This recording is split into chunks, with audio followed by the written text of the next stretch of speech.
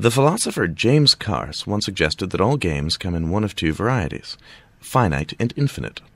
In finite games, like Parcheesi, checkers, presidential elections, there are beginnings and endings, there's winners and losers.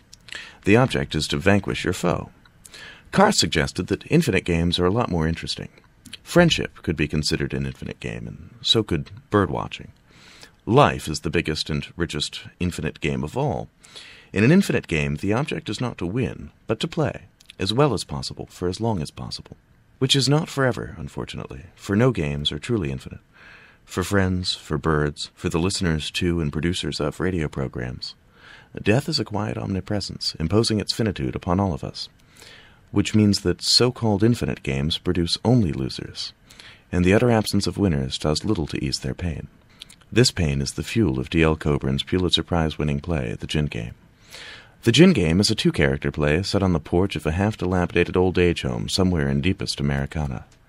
There, an old man named Weller, played by Peter Haig, spends his afternoons cheating at solitaire and holding his fellow senescents in silent contempt. His solitude is disturbed one day by the arrival of Fonzia, played by Barbara Bradshaw, a younger woman of 71. She bursts onto the porch in the middle of a crying jag.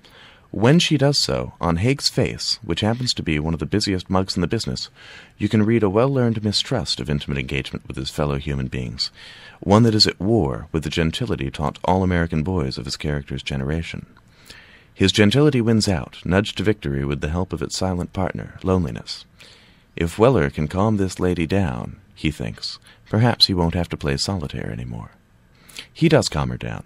She is new to the nursing home and deeply dissatisfied with it, and she's lonesome too. Weller suggests the pair play a game of gin to pass the time, and she agrees. What then transpires on the porch of the old age home is often surreal, often sad, and occasionally violent. The gin game may first appear to be a commentary on two particularly damaged people who just so happen to use gin as an excuse to become friends, but that's not quite it. Gin is a game in which you cannot see your opponent's hand, and like any game in which victory is predicated upon a wild guess at the motives of another person, gin can be an accurate microcosm of the human condition. In gin, the game, as in the gin game, whole lives are enacted in miniature. The belief that the cosmos are fundamentally antagonistic, the certainty that somehow, for some reason, the universe has ordained that victory is impossible, and pathetic infantile rage at the immutability of its decision. This is what Weller brings to the game. These are the qualities that have defined his entire life so far, the qualities that have steered him inexorably towards this penniless, friendless, angry twilight on a half-rotted porch, and they will shape the world as he sees it until his dying day. And these are also the qualities that prevent him from winning even a single hand of gin against Fonzia, no matter how long they play. Of course, there can be no friendship between these two. Bradshaw plays Fonzia as cool bordering on bloodless, the set of her jaw and the cast of her eyes as tense and precise as piano wire. Fonzia never had any truck with Weller's brand of defeatist self-mythologizing. Most likely she never had time for it. Her situation has been too desperate for excuses, no matter how ingenious, and a desperate life has taught her the secrets of brutish victory.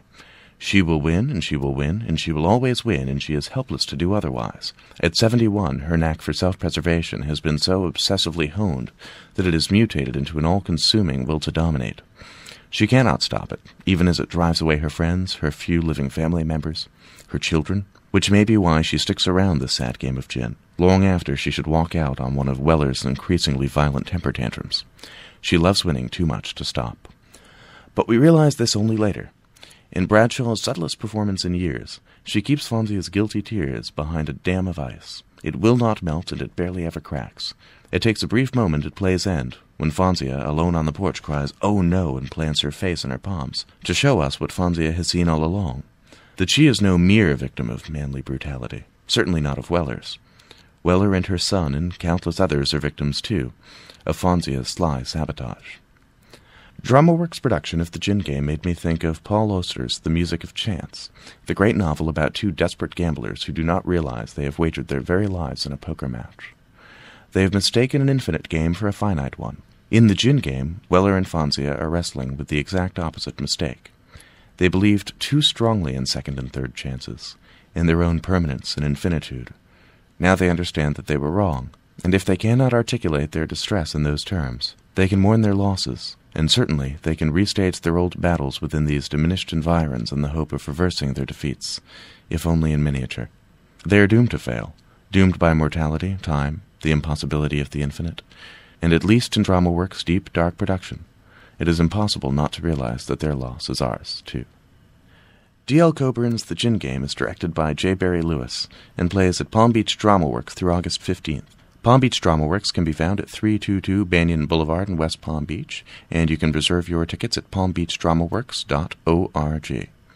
For South Florida Arts Beat, I'm Brandon K. Thorp.